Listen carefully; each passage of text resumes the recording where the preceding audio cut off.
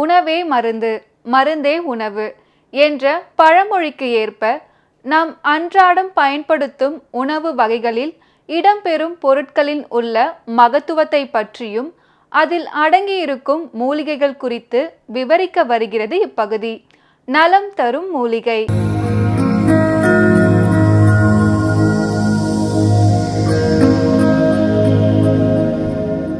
மக்கள் வணக்கம்.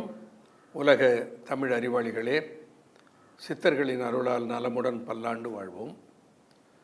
மக்கள் தொலைக்காட்சியில் புத்தம்புது காலை என்கின்ற காலை நிகழ்ச்சியிலே நலம் தரும் மூலிகை என்கின்ற பகுதியில் நீரிழிவு என்கின்ற பிணியினுடைய பூதாகார விளைவுகளை பற்றி நாம் தொடர்ந்து பார்க்க இருக்கிறோம். இப்போ டயபெட்டிஸ் என்பது என்ன எல்லாருக்கும் தெரியும். இதில் ஒரு கொடுமை என்னென்னா, சிலர் என்னிடத்தில் வந்து சொல்லுவார்கள், எனக்கு என்ன சொல்லுவதென்றே புரியாது. நான் டாக்டரை பார்த்தேன்யா, அவர் டாக்டர் சொன்னார் டயபெட்டிஸ் ஒரு நோயே இல்லைன்னு சொன்னார். இப்போ நோயே இல்லைன்னா அதுக்கே மருந்து சாப்பிடணும், நான் மருந்து சாப்பிட்றதை விட்டுட்டேயா என்று சொல்லுவார். எப்படி இருக்கிறது பாருங்கள். தவறாக புரிந்து கொள்வதற்கு சிறந்த உதாரணம் இதை விட இருக்க முடியாது. அவர் நோய் இல்லை என்று சொன்னதற்கு பொருள் என்னவென்றால், இது ஒரு தொற்று நோய் அல்ல, இது ஒரு உணவினாலே வருகிற தொற்றி படருகிற ஒரு பிணி அல்ல, ஒருவரிடத்திலிருந்து ஒருவருக்கு வந்து சேருகிற பிணி அல்ல, அல்லது வேறு விலங்குகள் மூலமாக நம் உடலில் வந்து தொற்றுகிற பிணி அல்ல. மாறாக இது நம் உடலில் இருக்கிற கார்போஹைட்ரேட், அதனுடைய மெட்டபாலிசம் இருக்கிறதே, வளர்ச்சிதை மாற்றம், அந்த வளர்ச்சிதை மாற்றத்தில் ஏற்படுகிற குறைபாட்டினாலே வருகிற ஒரு பிணி. அதனாலே அவர் சொன்னால் இது நோயே இல்லை. அப்படின்னா என்ன அர்த்தம்னா, இது ஒரு நோய் என்று வந்து நம்மை வீழ்த்துவதில்லை, மாறாக அது பல்வேறு சங்கடங்களை தருகிறது. இன்னும் பார்க்க போனோம்னா, நீரிழிவில் என்ன ஏற்படுகிறது? குருதியிலே குளுக்கோஸினுடைய அளவு கூடிவிடுகிறது. குளுக்கோஸினுடைய தன்மை என்ன? குளுக்கோஸ் ஒரு எரிபொருள். குளுக்கோஸு திசுக்களினாலே எரிக்கப்படுகிற போது அதிலிருந்து கிடைக்கிற சக்தியினால் நம்முடைய உடல் முழுதும் இயக்கம் பெறுகிறது, நம்முடைய மூளையில் ஒரு வேலை விறுவிறுப்பு கிடைக்கிறது, நம்முடைய மனதிலே ஒரு கிளர்ச்சி வருகிறது. இதற்கெல்லாம் அடிப்படை காரணம் எதுனா குளுக்கோஸ். இப்போ குளுக்கோஸ் ரத்தத்தில் அதிகமாக இருக்குன்னா என்ன அர்த்தம்? செல்களுக்கெல்லாம் அதிகமாக குளுக்கோஸ் கிடைக்கும்னு அர்த்தம். அதிகமாக குளுக்கோஸ்னால் செல்களுக்கு வேண்டிய தீனி நிறைய கிடைக்கிறது என்று அர்த்தம். இப்போ நிறைய குளுக்கோஸ் கிடைச்சா அப்போ அவங்க ஹாப்பியாக இருக்கணும், திடகாத்திரமாக இருக்கணும், கிளர்ச்சியோடு இருக்கணும், உடல் சோர்வற்று இருக்கணும் இல்லை. ஆனால் அது இல்லையே. மாறாக நீரிழிவு நோய் வந்தவர்கள் சோர்ந்து போகிறார்கள், தளர்ந்து போகிறார்கள், உடல் இழைத்து போகிறார்கள். இந்த மாற்றங்கள் எல்லாம் அவருக்கு அப்போ ஏன் வருகிறது? இதை எளிதில் நாம் புரிந்து கொள்ள வேண்டும். புரிந்து கொண்டாலே இதிலிருந்து நாம் வெற்றி பெற்று விடலாம். என்னென்னா, இந்த குளுக்கோஸ் இருக்கிறது, இந்த குளுக்கோஸ் செல்லுக்குள்ளே நுழைஞ்சாதான் அந்த செல்லு வந்து அந்த குளுக்கோஸை எடுத்து எரித்து உடலுக்கு வேண்டிய சக்தியை பெற முடியும். அந்த குளுக்கோஸ் செல்லுக்குள்ளே நுழையிறதுக்கு கேட் வேஸ்ன்னு சொல்லலாம். அந்த நுழைவாயில் இருக்கிறது, அந்த நுழைவாயில் அந்த குளுக்கோஸை எரிக்க வைக்கிற ஆற்றல் எதில் இருக்கிறது? இன்சுலினில் இருக்கிறது. இன்சுலின் இருந்தால் தான் அந்த குளுக்கோஸை செல்லால் எரிக்க முடியும்.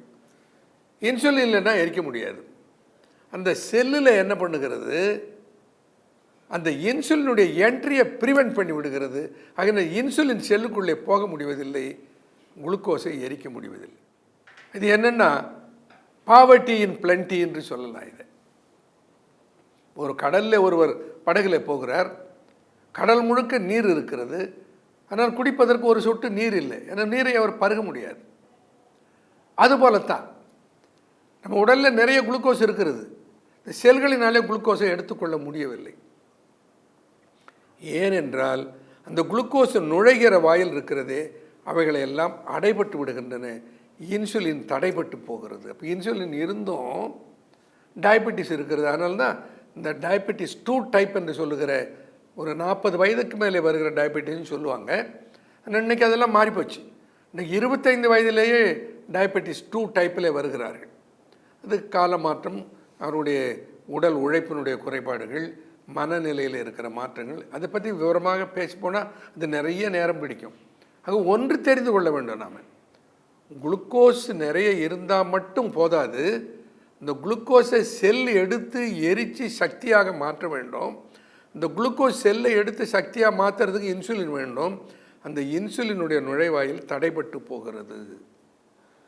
அதனாலே என்ன வருகிறது? டயபெட்டிஸ்னாலே என்னென்ன பிணிகள் வருகின்றன? முதல்ல சொல்லுவது நியூரோபதி. நியூரோ என்றால் நரம்புகள். குறிப்பாக நம்முடைய உடம்பினுடைய டெர்மினல் பார்ட் இருக்கிறதே, எக்ஸ்ட்ரீமிட்டிஸ்ன்னு சொல்லலாம், லோயர் எக்ஸ்ட்ரீமிட்டிஸ், இந்த கடைக்கோடி பாகங்கள். கடைக்கோடி பாகம் நமக்கு எதுனா கால். காலில் இருக்கிற நரம்பு நுனிகளில் உணர்வு கெட்டு போகும். இந்த உணர்ச்சி கெட்டு போனால் அதற்கு பெயர் நியூரோபதி என்று சொல்லுவார்கள். அப்போ காலில் உணர்ச்சி இருக்காது. சில பேர் சொல்லுவார்கள், ஐயா எனக்கு காலில் நடக்கும்போது காலில் என்னமோ ஒட்டிகிட்டு இருக்கிற மாதிரியே இருக்கிறது, அட்டை ஒட்டிகிட்டு இருக்கிற மாதிரி இருக்கிறது, அல்லது ஒரு சேற்றையோ அல்லது சாணியோ மிதைத்து விட்டால் எப்படி இருக்குமோ அந்த மாதிரி காலில் ஒரு மதமதப்பு உணர்வு இருக்கிறது என்று சொல்வார். வேறு ஒன்றும் இல்லையா, எனக்கு குளுக்கோஸில், எனக்கு சக்கரை நோயில் ஒரு கஷ்டம் கிடையாது, நான் நல்லா இருக்கேன், இந்த கால் மட்டும் அப்பப்போ மதமதன் இருக்கியா. அது எப்போ வரும்? சக்கரையுடைய அளவு இந்த கட்டுப்பாட்டை மீறி இருக்கிற போது நமக்கு சர்க்கரை நோய் ஒரு அறிவிப்பு தருகிறது. அதனால தான் நான் சொன்னேன், சர்க்கரை நோய் ஒரு சாபம் அல்ல, அது ஒரு வரம்னு சொன்னேன். ஏன்னா சர்க்கரை நோய் வந்தவுடனே நம்மை கொன்று விடுவதில்லை. ஒரு மஞ்சள் காமாலை வருகிறது, ஒரு மாதத்துக்குள்ளே கொன்று விடுகிறது. இப்போ கோவிட்-19 வந்தது, சில நாட்களிலே கொன்று விட்டது. நுரையீரல் சார்ந்த பல பிணிகள் வருகின்றன, அவைகள் சில மாதங்களிலே கொன்று விடுகின்றன. அப்படி ஒரு கொன்று விடுகிற நோய் அல்ல இது. மாறாக அவ்வப்போது நான் உன்னை சேதப்படுத்தி கொண்டிருக்கிறேன் என்று நமக்கு அறிவிக்கிற ஒரு நோய்.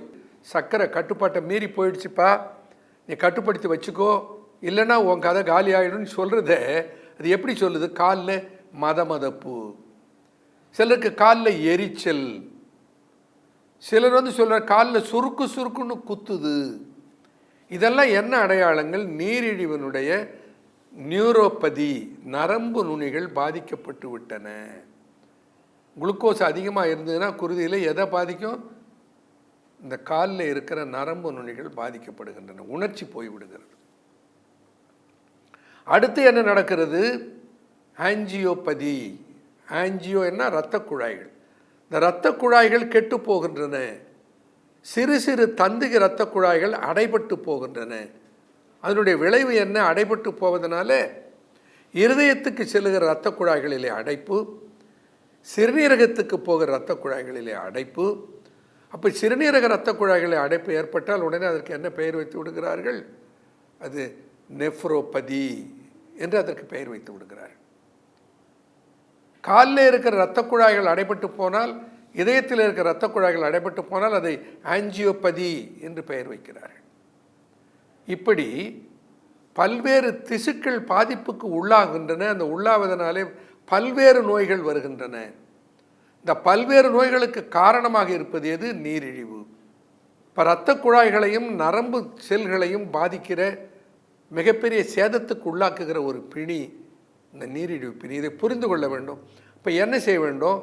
குருதியிலே என்று அல்ல, உடலில் எந்த செல்லிலையும் குளுக்கோஸின் அளவை கூடாமல் பாதுகாத்து கொள்ள வேண்டும். இப்போ அதில் என்னென்ன பாதிப்புகள் வருகிறது என்பதில் சிலவற்றை சொன்னேன். அவளை தொடர்ந்து பார்ப்போம். நன்றி, வணக்கம்.